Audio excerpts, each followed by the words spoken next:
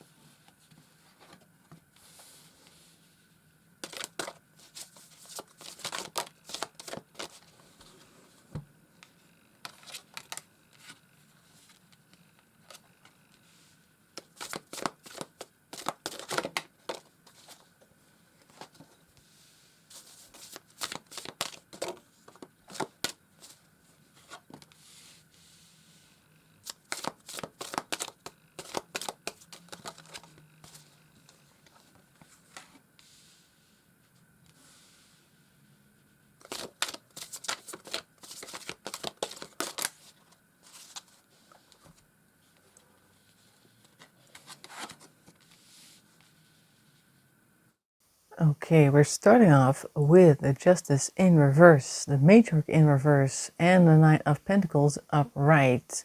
So something happens that he considers to be unjust. I don't know, maybe he had to pull over for something. And then we have here the Matriarch, who may have also stopped in order to try and help them out. And then somehow he may have dropped the fact that he had something to spend, or they offered quite a bit. Like maybe the Matriarch in this case was somebody who was like, "Oh, but I can do this for you, and you can stay at my house, you can do this, you can do that," that type of thing. And I think that it started with something that was fairly innocuous, the event that is, that brought them together. Like Justice over there has a blindfold on, so this may have been an event that could happen to anybody.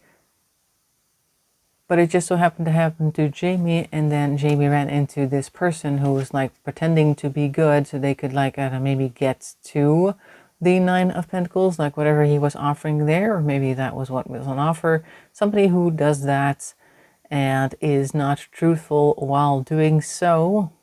In that moment, Jamie may have felt like they were very hard done by, because we have here the Five of Cups. So maybe he thought that whatever happened was going to delay his trip or do something to, I don't know, make things more difficult or something along those lines. And then we have here the Prince of Discs, which is in this case the Knight of Pentacles, called the day trader. Now this is somebody who is very smart with their money and smart with their resources, their time, etc. They do not move in any way that would be considered wasteful. So this person may have been watching him like a hawk, or knows exactly what strategy to deploy whenever somebody is in this situation. So I feel like this matriarch, whoever that is somebody who has done this stuff before, or knows exactly how to deal with situations like that when they encounter somebody in some random location with some trouble that led them there. So they may have deployed that strategy. We have the Six of Swords, which is definitely also known as the card with the person in the boat being rowed along by somebody else. So I think that they are being led by the words, or in this case misled, to follow whoever is talking to them, maybe to another location, or maybe follow along in a certain thought pattern that would bring them on board with whatever it is that they were planning. And the other day being the person who was now being represented by the matriarch. Next row we have the Knight of Cups, but in this deck that is the King of Cups. They're very smooth, definitely, but no matter how smooth they are, the next few cards that we see are not so smooth. We have the Nine of Cups in reverse. So the King of Cups over here is the seducer, as it says so at the bottom of the card. Somebody who is very good at making people feel good, feel welcome, or come along with whatever it is that they've got planned, even though there is fire breaking out in the background, and this person's only really looking to her discussion partner at the bar, not at the imminent danger. So they're very good at distracting people, particularly by using emotions and emotional manipulation. Nine of Cups, though, is in reverse, so whatever picture they may have tried to paint very quickly fell through. He did not go along with them for very long. He was not happy with their suggestions and what it led to, which is also represented by the Two of Cups, also in reverse. So whatever it is that they were trying to sell, Jamie was not buying, and that led to a disagreement between the two. There may actually be three people now, because we're looking at the Empress and the Devil next to each other, which is a very interesting combination, because on the one hand you have the Empress, who is like this beacon of virtue, child-rearing goodness, and just this matriarch. The matriarch that we should have encountered earlier is the Empress, but also on the other hand, right next to that, we have the Devil, which is represented by somebody who I'm guessing is into dealing narcotics or something. In any case, they are in control, and they are very down and dirty, but also have quite a bit of power. And I feel like this is two different types of people that are being represented here. So you may have ended up in a situation where there are actually other people there as well. Maybe this other person took them to their home, and there they found somebody who's actually very pleasant. But no matter how pleasant the matriarch or the Empress is, there is the Devil as well lurking in the background. So maybe this is a family man who does things, and the family is not aware of what he does. And therefore, the Devil is also like an addiction type of thing. So this may be something that is very well hidden. He is, of course, in a very dingy backwater surroundings almost. There are several cigarettes already at his feet like that. So maybe he's already had a few instances like this, where he's encountered people on the road and done the thing that he does. I don't really know what it is yet, but we'll see if we can find out more. In any case, I think the Empress is not aware of this, because they are very much focused on the family that they are with. We have then the Three of Wands, which is now we're trying to plan a way out of here, and very urgently trying to plan it because of the fire that's going on in the background. The fire that was supposed to be ignored over here is now being very clearly visible, and they may be trying to plan their exit and their strategy as well. I'm thinking in this case Jamie is trying to plan an exit, but we are met with the Wheel of Fortune in reverse. So I think that whatever plans they had, whatever attempts they may have made to get out of there, it was not a successful one, because things changed for the worse with the Wheel of Fortune in reverse like that. Could have happened very quickly, because over here we also have some lightning strikes in the top of the card. So I'm thinking this happened very fast, and it would have to happen pretty fast if you had like a household with somebody who does not know what you do, and they bring somebody in, and then suddenly you have to do something real fast in order to make sure people don't notice anything. So let's see, he is now already deep in trouble, and it happened very fast. Let's see what the Hush Tarot has to say about that.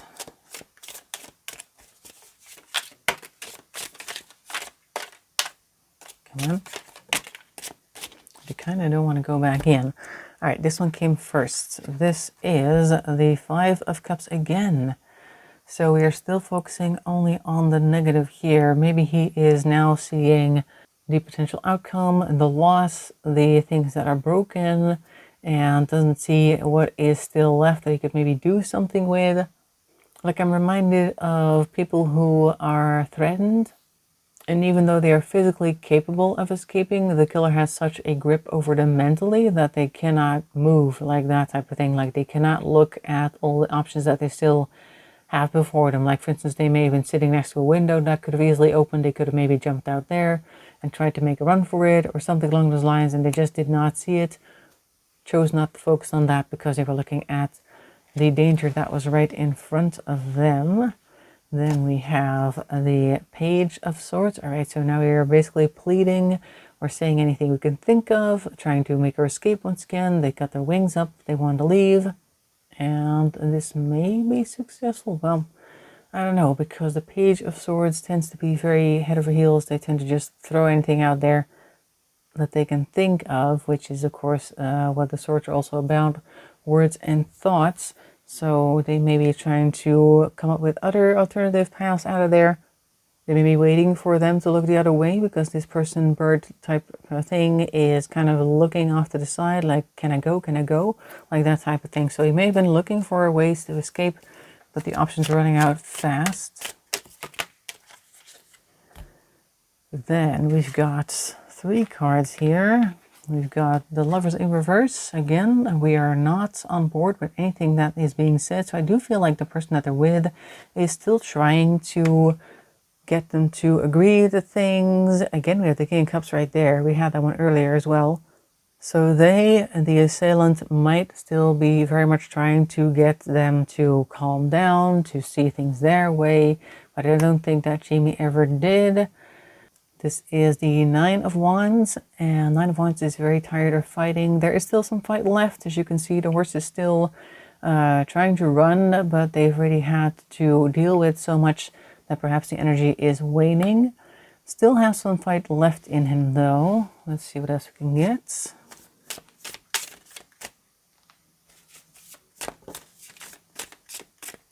What fell over here? The Empress in reverse. All right, we had the Matriarch in reverse earlier, so maybe now the Empress is back, and she may not have turned out to be as nice as they originally thought that they were. So maybe this was an act over here. This may be a couple over here that are into whatever it is. They're in it together, basically what I'm saying. And this one, in this case, the Empress is now making an appearance and shocking him, I suppose, by not being as caring as originally they thought. So that may also be something that shocks them, the world being even less predictable than they perhaps thought initially. Then we have the Ten of Pentacles in reverse. We are forced to turn in whatever it is that we had. Also losing basically anything that we thought we were guaranteed to get from the future. These bridges are normally built over time, and they are very sturdy, even though all the rocks are pretty much loose. But in the way that they are placed together, they form a unity that will stand the test of time. And I feel like by the fact that we're getting it in this reading in reverse, and the fact that I'm reminded of how these bridges are built, this is also perhaps him realizing that this is going to cause chaos and destruction within his own family unit, because of course they wouldn't know where he was and things like that. There's some concern there as well. Things that have been built up over generations and over time within his own life are now up for grabs because things are turning for the worst.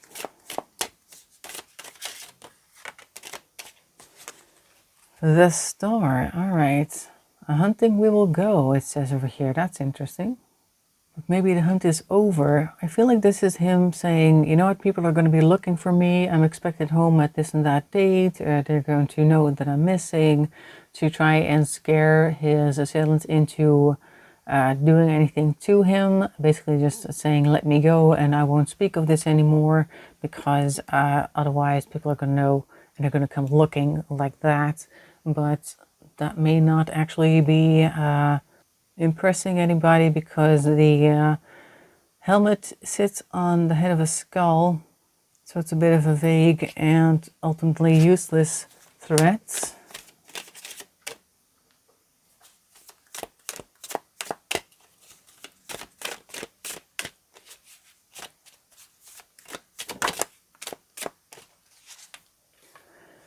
Five of Swords. Okay, so now we might be arguing with them, maybe still trying to convince them that actually there are going to be people looking, or there should be somebody out there. Normally the Five of Swords is somebody collecting swords of people that they've just defeated, but in this case he's actually just collecting swords from among the weeds. So maybe these are things that come to him one after the other, maybe not even in a logical order. Like, oh, I left everything in the car. They're going to know, like, they're going to know that something's up. And, oh, they're going to look at this, or they're going to look at that. They're going to know because I haven't called X or Y, Z or that person, or something along those lines. Like, trying to come up with reasons to argue against being held captive, and the other person is arguing back with them. So probably saying something like, well, you've seen me now, and there's no way that I can let you go. Like that stereotypical conversation, maybe. But maybe perhaps more extensive than that.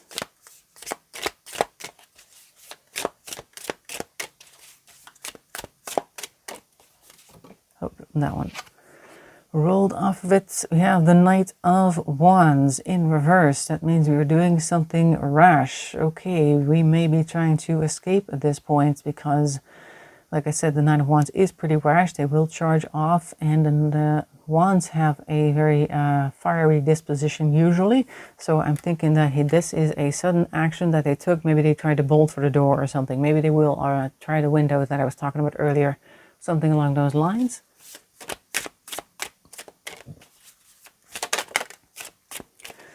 And then the Tower. Okay, so that did not end well. Maybe that... I mean, it was already a Five of Cups at the top left, where they probably didn't see any way out. So this is a last-ditch effort.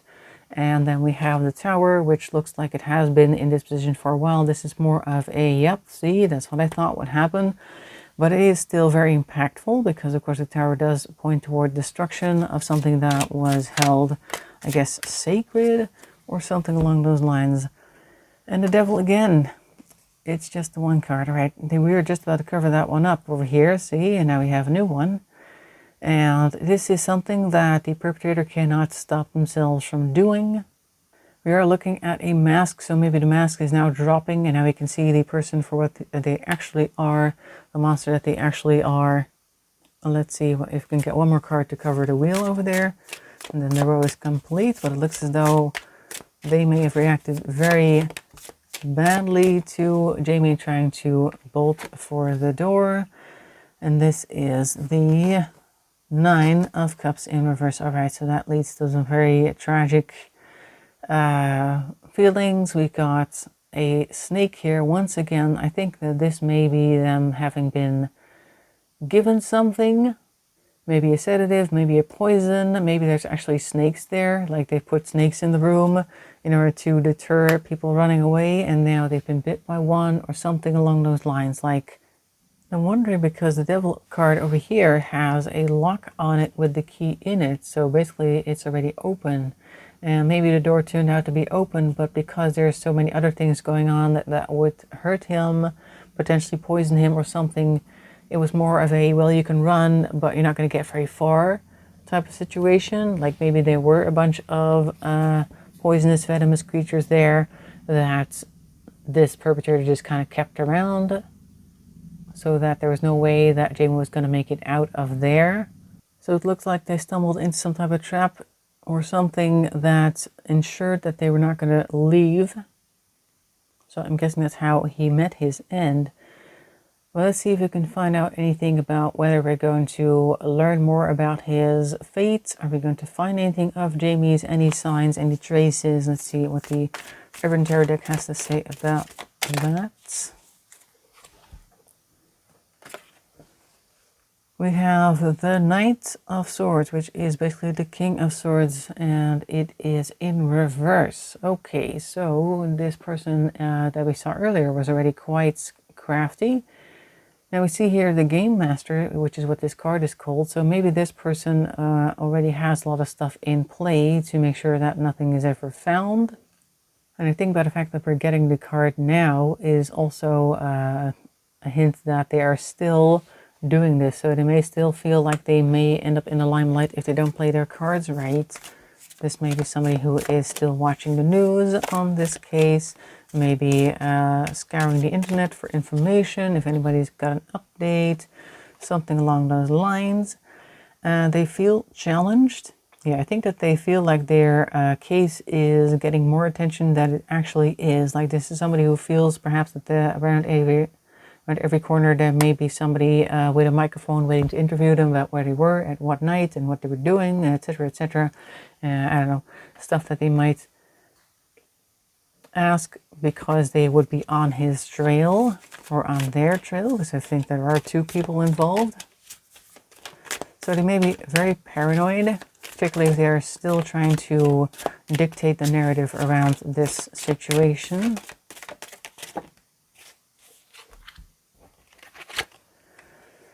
The Fool and the Moon. All right, so they may actually make a false move somewhere or some type of leap of faith, and that may actually end up uncovering something, which is interesting. I wonder what that would be, like the leap of faith part.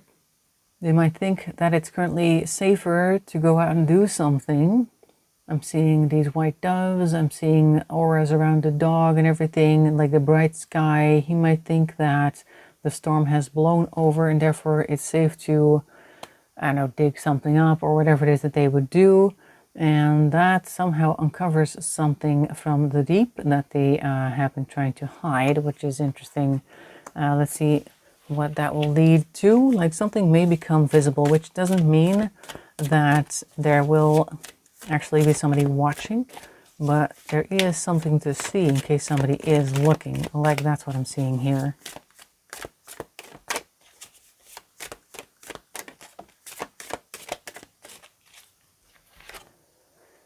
The Lovers in reverse. Okay, there may now be a divorce over here. We have a lot of disagreement in this reading. We had the Two of Cups in reverse, we had the Lovers in reverse already earlier, and now we have the Lovers in reverse again. So there is a lot of disagreement with this person, and I'm thinking this is the main perpetrator falling out with somebody who was supposed to be close to them. So maybe the Empress over there, because it's right next to the Empress right now, is having a falling out with our main perpetrator. All right, Four of Cups. So maybe they are just in a certain position which is comfortable, maybe not good to be in, but more like we've settled for this now. That's what this card is showing, the Four of Cups. Four of Cups is normally like we don't really care too much about any of the choices. And over here, they've had so much milk and cookies and have had their way for such a long time that they can't really be bothered to do anything. They're just kind of sitting there rotting on the couch, watching TV, playing with their phone, whatever it is. They're just kind of comfortable in a bad situation is what I'm seeing over here. So maybe there is a love lost between these two, but neither is super interested in making a move. They're just kind of in a slump over here. Now, the moon may have brought some things back up, so maybe there's now a new argument between the two. Maybe they've since stopped doing the thing that they were doing back then when Jamie was still around, and they kind of let it rest for some time, and now this moon card is bringing it back up to the surface for them to kind of look at. Then we have the Painter, or the Queen of Swords. All right, so somebody is very sharp here. We already had the Game Master over there on the top left, but now we also have this Queen of Swords who is very logical. The type to make some very radical choices, because it seems to be the most logical choice to make right next to the Tower and the Death card. All right, so they may think, you know what? If I look at the situation that we're in, I don't think we need to be here anymore. They may decide to cut it and call it quits. And then we have the Tower over here that's going to bring a huge amount of emotional damage as well. Like the whole Four of Cups sedentary lifestyle, the thing that they thought they were going to be doing until the end of days, is being uprooted, and that's really going to cause for a lot of emotional upheaval with this Tower, and then the end of perhaps their partnership. So this couple may end up breaking up, and then that may lead to a revelation. Let's take a look what the other cards say.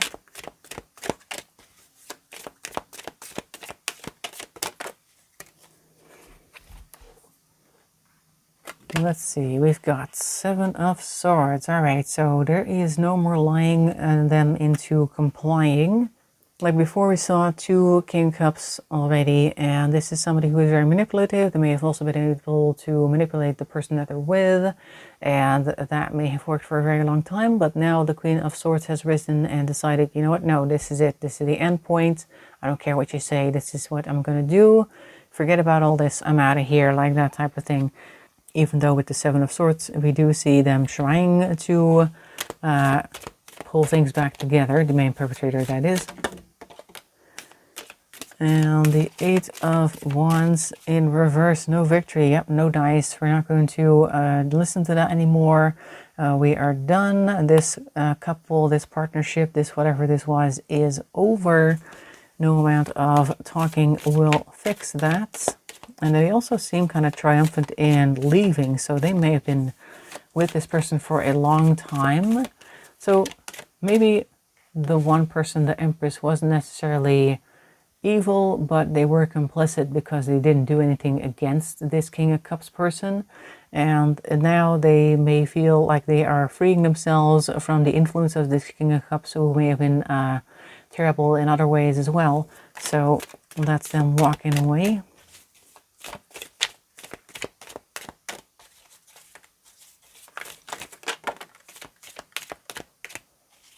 Leaving a lot of stuff behind here with the Ten of Pentacles. So they may also be in a bit of a gilded cage right now with this person that they're with.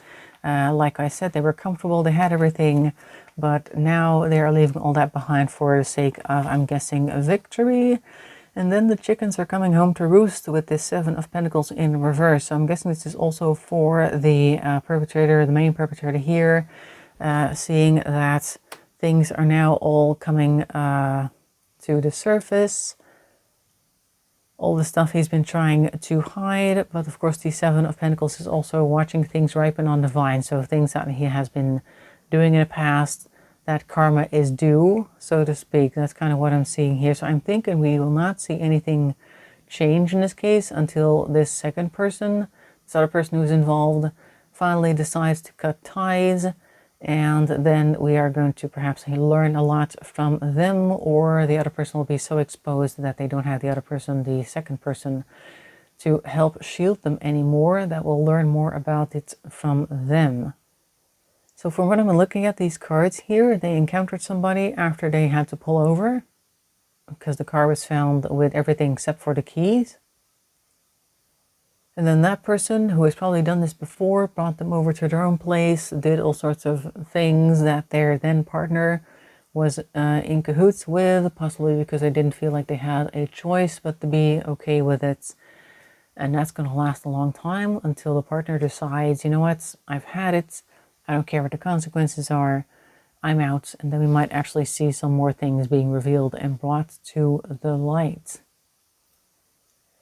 So that is what I'm seeing for Jamie Herdman. I hope you found that interesting. Make sure to leave a comment and a like. That really helps the channel along. If you want to subscribe, that's even better. I hope to see you in another video. Thanks for watching, and bye-bye for now.